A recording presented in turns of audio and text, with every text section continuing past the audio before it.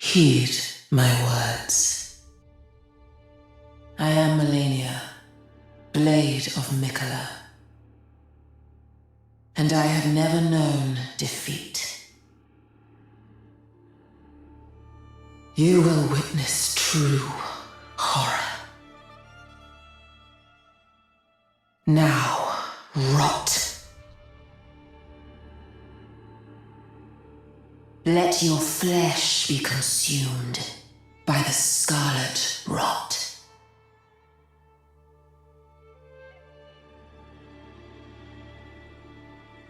Oh, dear Mikola. Oh, dearest Mikola. My brother. I'm sorry.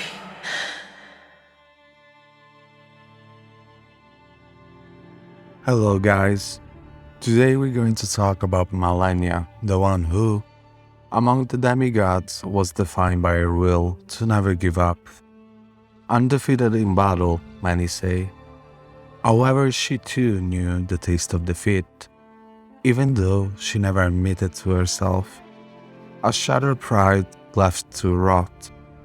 This is the story of Malenia, the Blade of Mikola.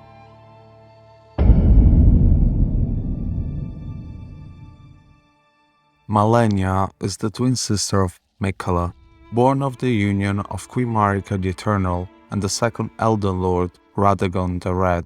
Radagon shares his body with Marika and is the male counterpart of the Queen.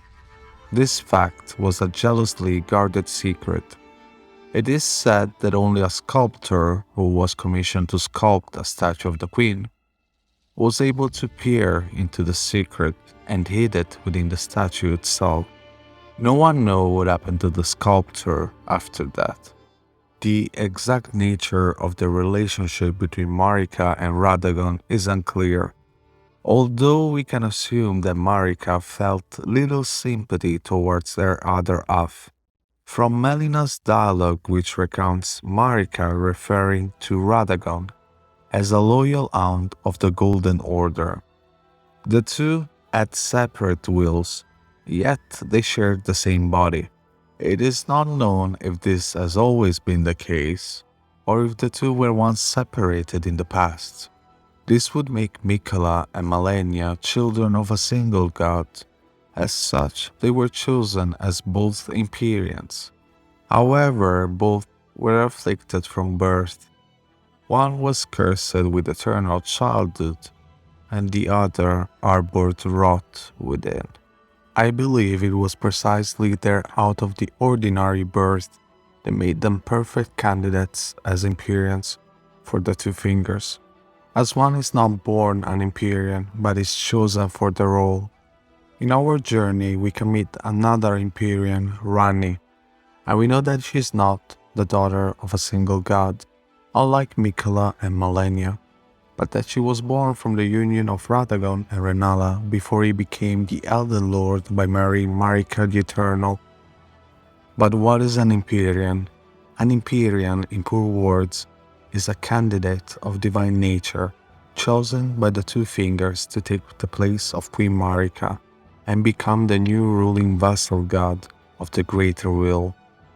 My flesh was dull gold, and my blood rotted. Mikola and Malenia, likely due to their afflictions, bonded deeply. By observing the various statues placed in the lands between, where they are shown in a kneeling pose embracing each other, we can get an idea not only about their bond but also about the pain they must have endured.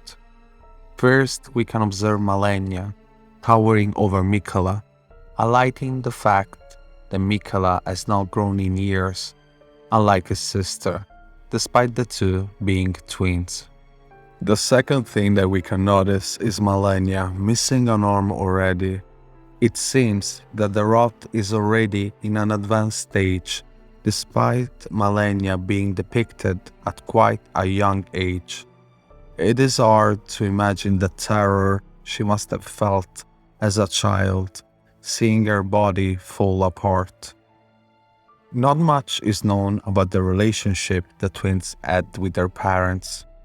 The few glimpses that we can get are from the Discus of Light and the Triple Rings of Light incantations. Incantations developed by the young Miquella as gifts for his father. His body might have not been strong due to this curse, yet his mind was not constrained by said affliction. He developed and added new concepts and incantations to the Golden Order fundamentalist, impressing his father and earning his gratitude, making it an impressive feat, taking into consideration that Radagon is a god. Miquella was truly gifted, it seems. However, we have no information regarding the relation between Malenia and Radagon. Perhaps Radagon despised his daughter, as her beautiful red locks reminded him of his own, which was said he detested, as we read from the giant's red braid. After all, gods can be fickle as well, but that's just my personal theory. While Miquella would focus all of his energy on finding a way to cure himself and his dear sister, Malenia would take a different path. Probably due to the constant torment her body had to endure, she developed an impressive mental fortitude. Some might say a spirit of resistance. Her life would change forever due to a fateful meeting with a man dressed in blue. Prosthesis wearer heirloom reads, a talisman engraved with a scene from an heroic tale. Though born into a cursed rot, when the young girl encountered her mentor and his flowing blade, she gained wings of unparalleled strength. The strength acquired during her training would have not been for her. Miquella had a gift, and Malenia was among the first to notice. Just as their father, she too realized the enormous potential of Miquella.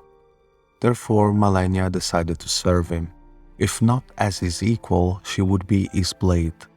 And while the other demigods decided to appeal to grandiose titles, such as the Golden or Star Scourge, she would choose for herself a simpler title. I am Malenia, Blade of Miquella.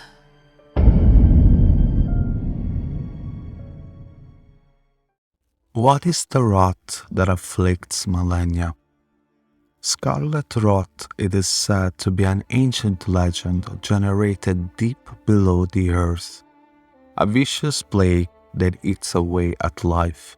Malenia was born with skin of dull gold, yet her blood was rotted, a cruel curse that would eat away at her body inch by inch. Yet it was not all lost, for Malenia had her brother, and it would prove instrumental in subduing the effects of the scarlet rot within her.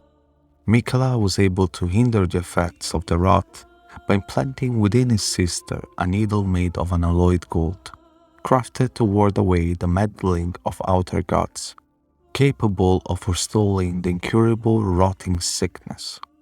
That needle wasn't his only gift. Miquella was a master craftsman, and would gift his sister prostheses made of the same unalloyed gold to replace the missing limbs eaten away by the rot.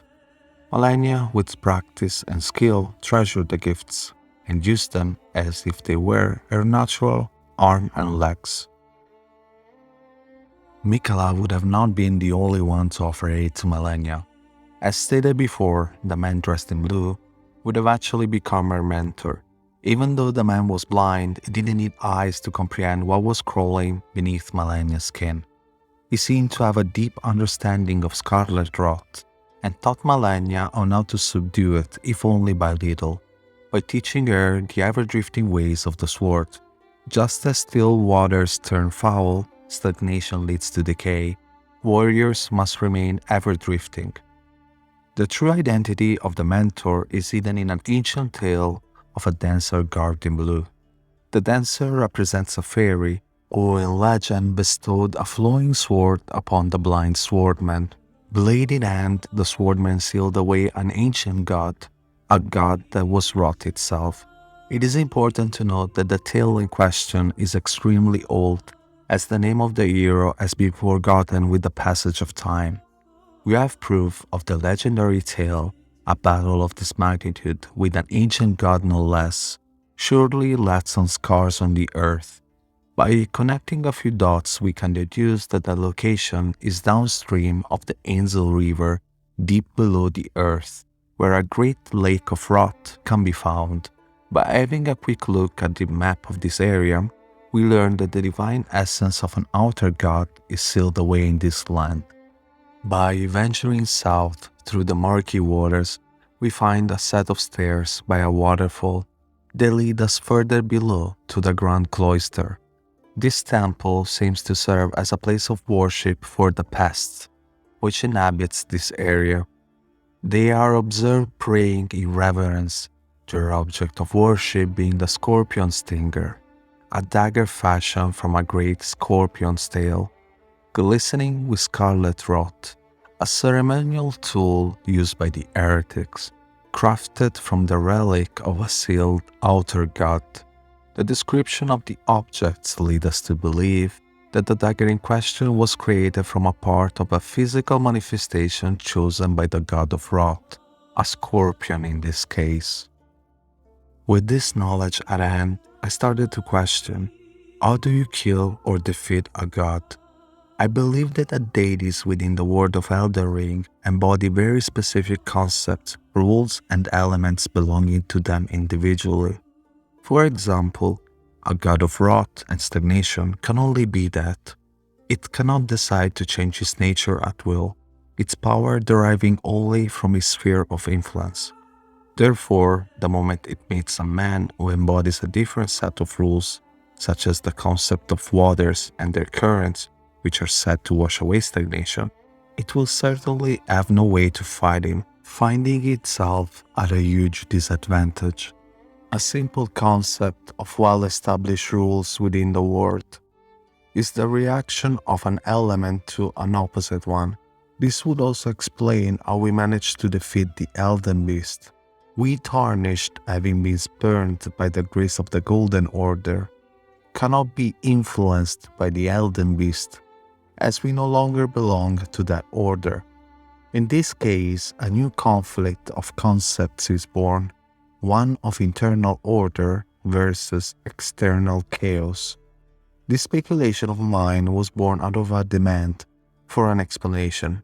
I just can't fathom how a blind swordman with just a sword could defeat a being who's able to curse the king of Marika while being sealed deep underground. We only need to have a quick look at Caelid to see how powerful rot can be.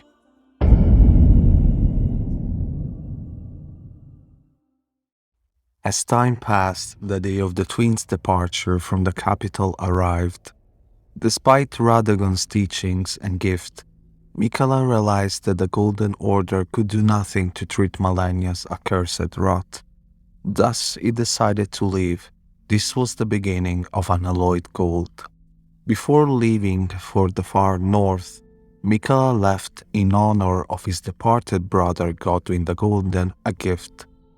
The golden epitaph reads, "A sword made to commemorate the death of Godwyn the Golden, first demigod to die, infused with an humble prayer of a young boy. O brother, Lord brother, please die a true death." Placing their departure relatively close to the night of the Black Knives and the death of Godwyn. With nothing else to account for, the twins vanished. They had to be swift, for Malenia conditions were worsening, and the shattering would soon descend upon them. War was coming. When Godwyn was killed by the Black Knife's assassins, thanks to the Rune of Death being stolen, it brought Marika to the brink, which led her to shatter the Elden Ring. Soon, Marika's offsprings, demigods all, would claim a shard of the Elden Ring. The mad taint of their newfound strength triggered the shattering. All of this is suggested by the narrator at the start of the game, although we can hear a different version of the story by listening to Marika's remaining echoes through Malenia. Hear me, demigods. My children, beloved, make of thyselves that which he desireth, be it a lord, be it a god. But should ye fail to become aught at all, ye will be forsaken, amounting only to sacrifices. Having this new point of view, we can deduce there was no mad saint involved.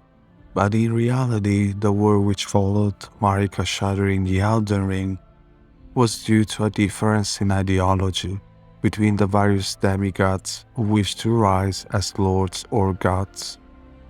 Malenia would also take part in the shattering. After being insulted by Godric, she would head to Stonevale Castle with her army, where Godric was holed up after escaping the capital from Radahn. She defeated him easily, and when he pleaded for his life, she decided to spare him. Let your flesh be consumed by the scarlet rot. We know of another battle in which Malenia took part. It is the one that took place in Caelid against her stepbrother Starscourge Radahn. Malenia was accompanied by her clean wrought knights who vowed to fight alongside her, despite the inevitable if gradual putrefaction of their flesh. Their acceptance of their fate was what made their battle the fiercest of all. Their forces would eventually push the Redmane army to a standstill, even challenging the general himself, a feat worthy of legend. They were relentless as shown by the many spears piercing Radahn's back. Alas, to no avail, as it looked like nothing could bring the general to his knees. It was at this moment that Radahn and Malenia locked horns in combat. The sky turned red to reflect what was about to happen. Malenia, exhausted, holding herself together, summoned the last of her strength and charged at the general in her last attempt at victory. Radahn, he who managed to conquer the stars, summoned his gravitational blades, shaking the very earth underneath them. And as Malenia charged forward, he destroyed Malenia's prosthesis and blade with a single blow. However, she wouldn't back down. She leaped on the general, using his might against him, and in a last attempt, she used a splinter of her own blade to pierce both herself and her opponent, letting her tainted blood flow, defiling the general with her rot. She then would remove Mikola's needle from her flesh, letting the rot engulf her. Blossoming for the first time, the event would end up scarring the land and doom Radahn and Caelid forever.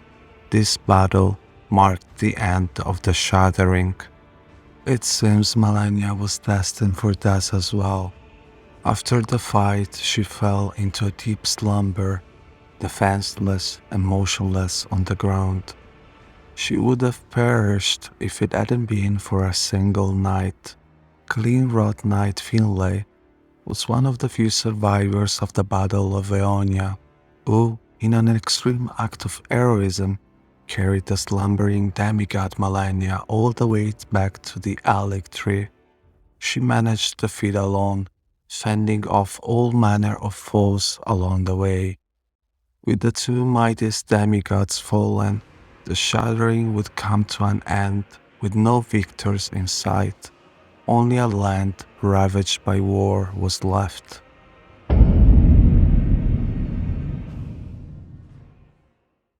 Over the time, the catastrophe brought by Malenia would become a miracle for some, a reason to have faith in the ancient legends. The rot was no longer only sealed underground but visible for all those who wished to see it. Yet their new goddess never deigned to answer their prayers, for she was still slumbering deep within her sanctuary. Kindred of Rot exaltation reads, a talisman depicting the exaltation of past.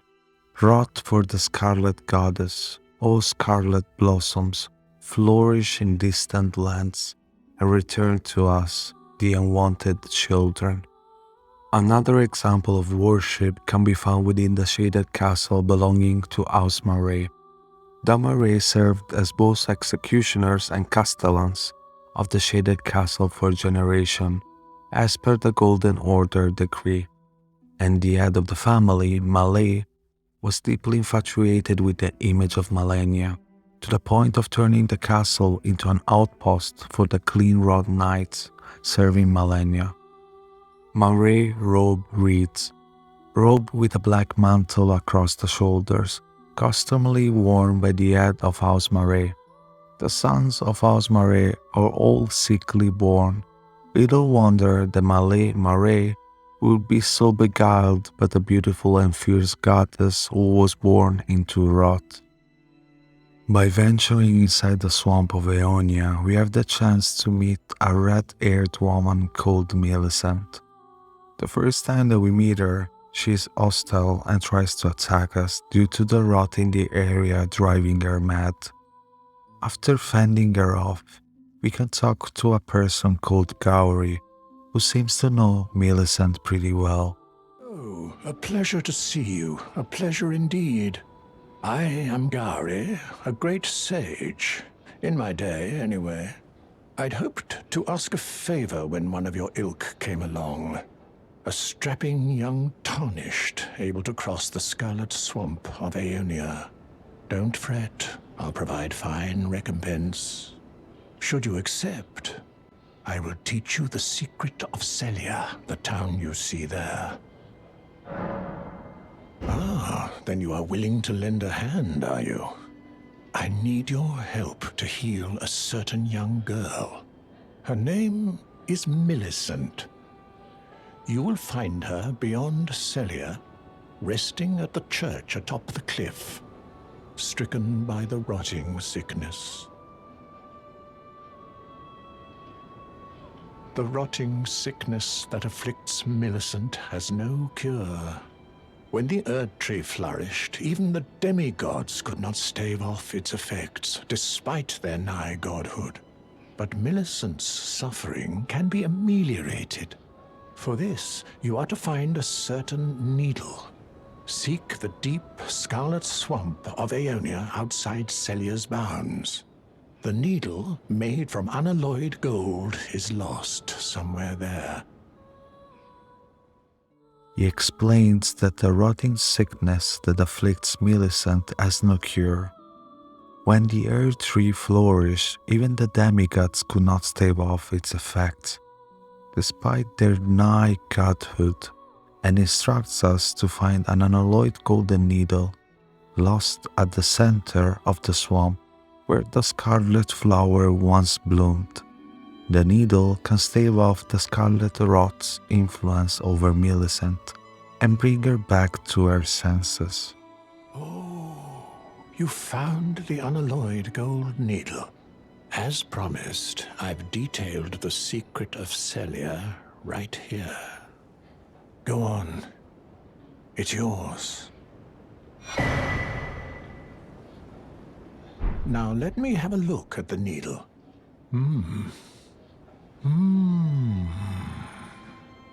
Well, this is a marvel indeed. The work of a true artisan, a meticulous, bold craftsman who grasps the essence of life. Can you give me some time with this? As well made as it is, it won't be much use snapped in half, will it? The needle we managed to retrieve has been damaged, but we can bring it back to Gowry in order to repair it. He will remark about the craftsmanship of the needle. Once it is repaired, we can give it to Millicent, who will recover and thank us before embarking on a journey. Who's there? Well, it matters not. If you are wise, you will leave immediately. My flesh writhes with scarlet rot. You ask that I stab myself with the needle to quell the scarlet rot. But how?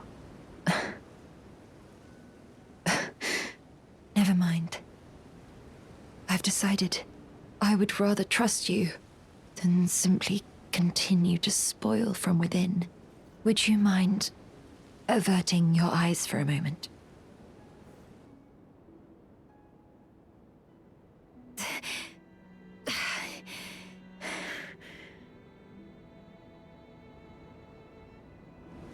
Well, that was easier than expected. But why do I feel so...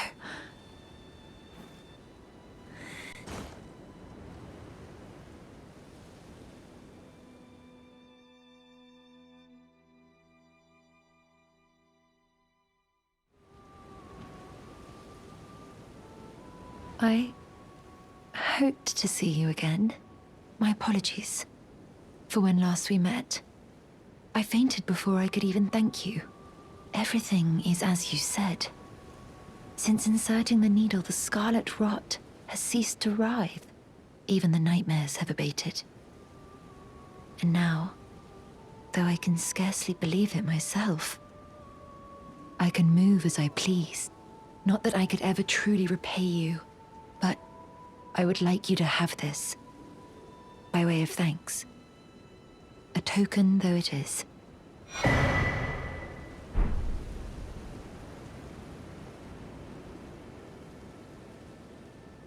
I'm considering leaving. On a journey, with the needle buried in my flesh. I've started to recall, but dimly, my destiny. It's all thanks to you. My name is Millicent. I pray fate permits us meet again. We can eventually meet Millicent again, who will tell us she's tracing the path Malenia took, stating she passed into the lands that lies beyond the Haligtree, in the northern lands, where the Haligtree can be found. I'm searching for a fort to the north of the ruins. I heard the master of the fort was given a medallion that allowed him to visit the Haligtree. Indeed, I believe that is where Malenia will be found. The Haligtree is hidden somewhere in these northern lands. I dreamt for so long. As stated in my Mox video, when Miquella left, he took with him a little sapling, the Haligtree's offspring, to create the Haligtree. This tree would become a sanctuary for the twins and the unalloyed Golden Order. Miquella wanted to embed himself inside of it once the tree was mature enough to allow himself to ascend to full godhood and to cure his sister's rot. But alas, it seems something went terribly wrong. Miquella is nowhere to be found, and the tree, at first glance, seems infested with scarlet rot. At the Haligtree, we can meet Millicent again, who will tell us that she's of Malenia's blood, even though she doesn't know exactly in what capacity, and that she has something important to give back to Malenia. I can only surmise our purposes are aligned, in which case, allow me to explain myself. I am of Malenia's blood, but in what capacity I know not. I could be sister, daughter, or an offshoot. Whatever the case, though, I am certain of a kinship between us. There is something I must return to Malenia. The will that was once her own. The dignity, the sense of self that allowed her to resist the call of the scarlet rot, the pride she abandoned, to meet Radahn's measure. Speaking with Gauri again, we have the opportunity to gain insight and to understand more about the nature of Millicent. Oh, I didn't notice you there. Welcome. How may I help you? My apologies, though. You hardly needed to see me like that. Oh, it's just... I realized that I'd soon be saying my goodbyes to Millicent, and my eyes began to well. She is to meet them very soon, her sisters, and when she does, she'll be defeated, surely, and begin to flower. Which is why, if you happen to be present for the girl's fight with her sisters, I ask that you side with the sisters and kill Millicent. It must be done by your hand, no other. Millicent trusts you, rather deeply in fact. Sever that trust. Nurtured by betrayal, her bud will flower most vividly. When Malenia ascends to godhood, Millicent too shall be reborn as a scarlet Valkyrie. You can't tell me you don't wish to see it. The superior bud that is Millicent becoming the finest of flowers. I beg of you, kill her with your own two hands. With this revelation in mind, it is normal to wonder about the true nature of Millicent, as she knew well the emotion Malenia must have felt the day she fought Radahn. I sincerely believe that Millicent might be a discarded part of what was left by Malenia's bloom.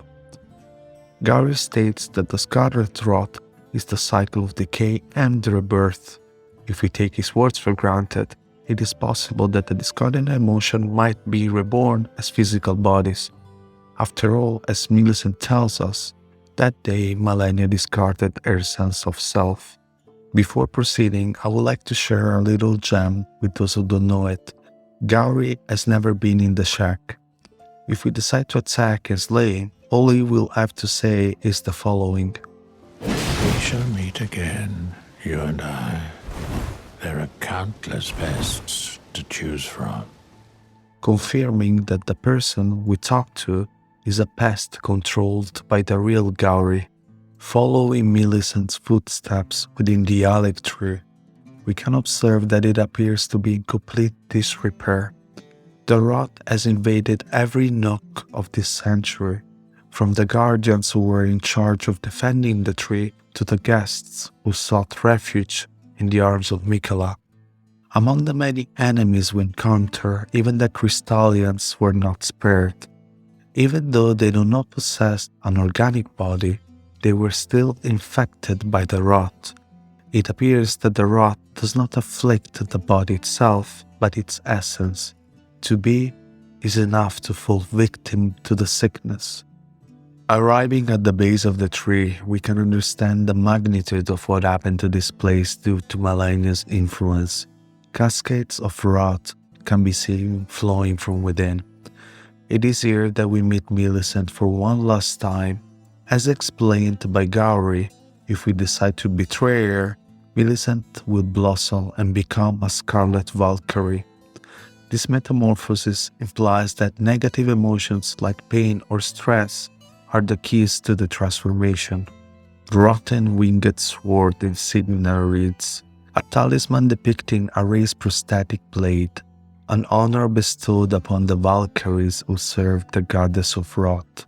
The four sisters were born in the swamp of Aeonia and came to the Haligtree under the aegis of Gowry. And yet those buds were doomed never to blossom, except Millicent it seems. By returning to this place after the deed is done, we can observe the truth of Gowry's words and observe Millicent's blossom. If, on the other hand, we decide to save her, Millicent will grant us a final confidence. Oh. Hello. Thank you for lending your hand. Without your help, I could not have defeated that quartet. I feel as if I've been in your debt from beginning to end. Thank you. With your help, I was able to live as my own person, if only in passing. But this is where things end. I paused to even tell you, but I took out the needle myself. Tell whoever put you up to this that if I am to flower into something other than myself, I would rather rot into nothingness as I am. Please, let me pass alone. The scarlet rot writhes now, worse than ever. Soon, I won't be more than a mound of flesh, curse-laden. Untouchable. I wouldn't want such a thing to bring you harm. Revealing the truth of said transformation. To blossom is to lose one's sense of self, and to become something else. I wonder if the twins must have known this as well. And this final revelation would better explain the desperation and urgency Miquella must have felt seeking a cure. After saying our farewells to Millicent, we can finally meet Malenia within Miquella's sanctum. Still slumbering, the demigod can be observed caressing the husk of what once was her brother. Blinded by rot, her eyes are no more, and she doesn't seem to realize Miquella is missing. A small mercy, if we can call it that. I don't believe her heart could have endured the knowledge of Miquella's fate. Taken, never to be seen again, his lifelong work, the Haligtree, in shambles, tainted by the rot in his sister's blood. Nevertheless, Malenia awaits her brother's return, still oblivious to the truth. I dreamt for so long.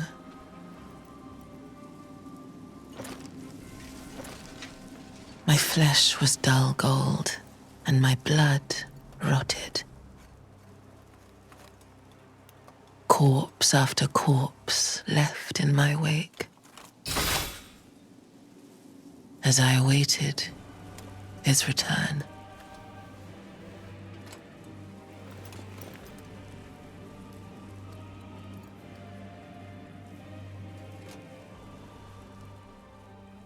Heed my words. I am Malenia, Blade of Miquella.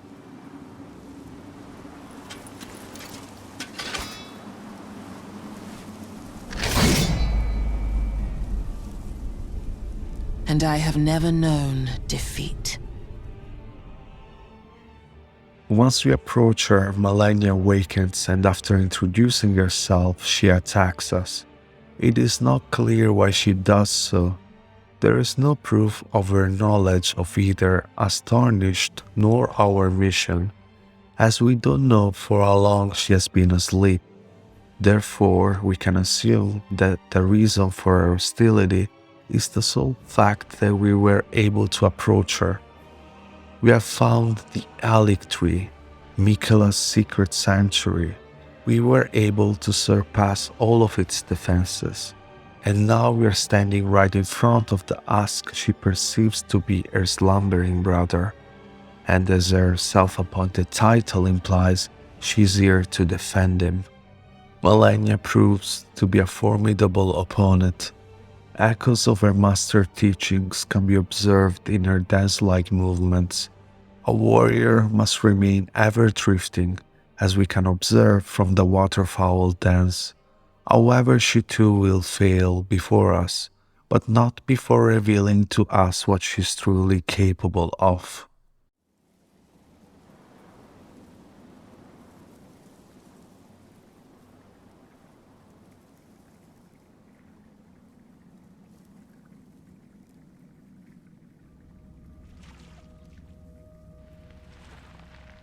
Wait.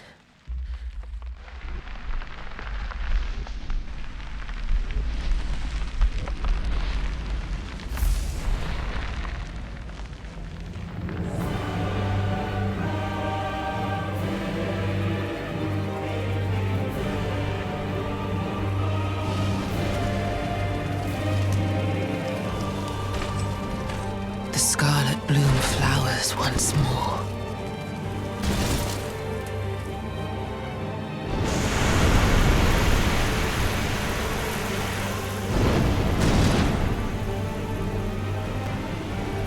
You will witness true horror.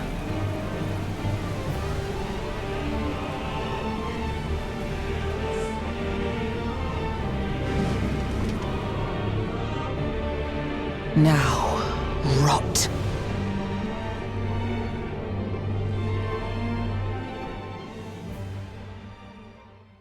Unable to understand defeat, Malenia breaks apart. On the brink, she decides to throw herself to the rot once more. Blossoming for a second time, we might be tarnished, being only recently blessed for a second time with the grace of gold. Outsiders to the order, yet blessed all the same. We carry the strengths of runes and Malenia's defeated brethren within us. Our strengths deriving from our journeys and the teachings found along the way. This time the battle is fought between two rivaling powers, between the poles of those powers, rot versus gold. Unlike the stories of old, in which the god of rot was defeated by the blind swordman guided by the currents of water, this time the defeat of rot and its soon-to-be vassal god came by the end of the tarnish guided by gold. Dear Mikola. Oh, dearest Mikola. My brother. I'm sorry. I finally met my match. Malenia's great rune reads, a great rune of the shard-bearer Malenia. The blessing of this half-rotted rune reduced the healing power of Flask of Crimson Tears, and yet, due to the infusion of Malenia's spirit of resistance, attacks made immediately after receiving damage will partially recover HP. Malenia is the daughter of Queen Marika and Radagon, and their great rune should have been the most sacred of all. There is irony in all of this. Malenia had great potential, and it was probably due to this that the rot chose her. However, the curse itself prevented her true potential from flourishing. Or did it? You see, once Malenia is defeated, we can visit Mikola's husk once more. Instead of Malenia's body, we can find a gigantic flower.